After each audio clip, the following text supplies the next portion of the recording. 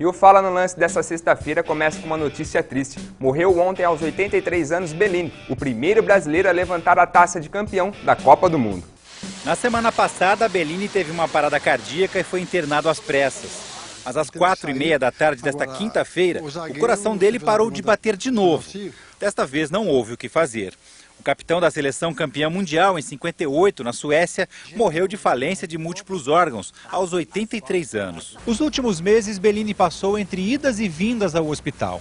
Sofria de Alzheimer e nos últimos 3 anos já não reconhecia nem mesmo os familiares.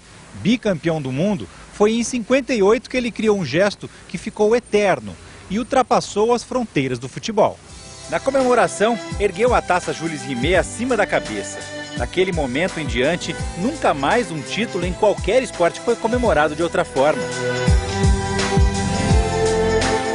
A surpresa veio depois, quando ele explicou que não tinha intenção de criar um gesto emblemático, mas apenas ajudar os fotógrafos a obter a melhor imagem. Os fotógrafos baixinhos é que são culpados disso, né?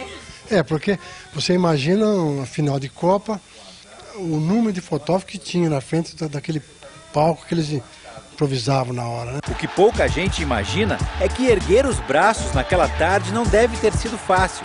Durante a final, o zagueiro deslocou a clavícula. Volta e meia, ele é deslocou, mas ele próprio já habituado, colocou a clavícula direita no lugar, na articulação e já está em ordem outra vez. Repare que nesta imagem dá para ver o momento exato da lesão. Não é à toa que ele era conhecido como um jogador raçudo. A liderança e a confiança que despertava nos companheiros o fizeram receber a braçadeira de capitão. Entra Bellini, alivia de cabeça, mandando o couro para a Garrincha. Paulista de Itapira, Bellini se destacou no Vasco. Em 9 anos conquistou diversos títulos e chegou à seleção brasileira. Também jogou no São Paulo e no Atlético Paranaense. Choram todos os jogadores, enxugam as lágrimas, enquanto Bellini pousa ao lado do presidente da FIFA, carregando a Copa Jules Rimet. Em frente ao Maracanã, uma homenagem a todos os campeões de 58. Mas o monumento ficou conhecido mesmo como Estátua do Bellini. Um reconhecimento que não está na placa.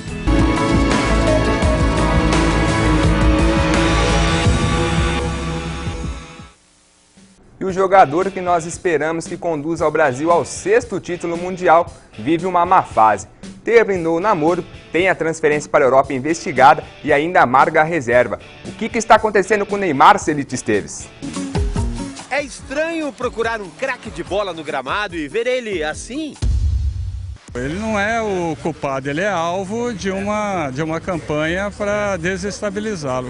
Pois é, em menos de um mês o namoro com Bruna Marquezine se foi. Ele teve uma contusão no tornozelo e veio à tona um capítulo obscuro da transação com o Barcelona que teria beneficiado o pai de Neymar. Tudo bem, não é comum ver um craque no banco, mas o fato é que no Barcelona são muitos craques. E é preciso que se entenda, se antes aqui a escalação era Neymar e mais 10, lá no Barcelona é Messi e mais 10. E uma outra questão, você já parou para pensar quantos jogadores de seleção tem no time espanhol?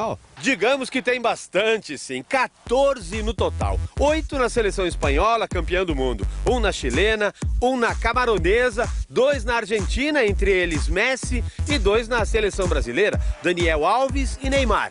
Entendeu melhor a briga por posição no time titular? Parece que estão tentando tirar a agilidade e a capacidade de jogo do Neymar, entende? Para que isso venha se refletir no Mundial. Mas o menino sabe muito e vai ajudar o Brasil a ser campeão.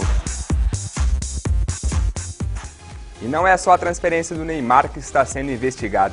Há suspeitas de superfaturamento no estádio Mané Garrincha, em Brasília. O estádio mais caro do Mundial tem indícios de superfaturamento de 431 milhões de reais. Isso quem afirma é o Tribunal de Contas do Distrito Federal. O novo Mané Garrincha, palco da abertura da Copa das Confederações do ano passado, custou aos cofres públicos mais de R$1 bilhão. E pode chegar a quase 2 bilhões se confirmado o superfaturamento, triplo do previsto inicialmente. Entre as principais supostas irregularidades apontadas pelo Tribunal de Contas estão a compra indevida de materiais e o valor cobrado para o transporte de pré-moldados no canteiro de obras. O valor do superfaturamento, revelado pela auditoria, foi calculado com base na análise de 5 processos em julho do ano passado. Por isso, essa conta ainda pode aumentar. Os mais de 400 milhões de reais superfaturados do novo Mané Garrincha dariam, por exemplo, para cobrir o gasto total de 3 arenas da Copa do Mundo no Brasil, no padrão FIFA. De acordo com o portal da Transparência da Copa, o dinheiro dá e sobra para pagar as reformas do Beira-Rio, em Porto Alegre, e também da Arena da Baixada, em Curitiba, e a construção do novo estádio em Natal. Em nota, o governo do Distrito Federal nega qualquer irregularidade ou superfaturamento na obra e diz que não é verdade que tenha aumentado o valor do investimento no estádio. O documento final, justificando todos os gastos, deve ser enviado ao Tribunal de Contas em 90 dias.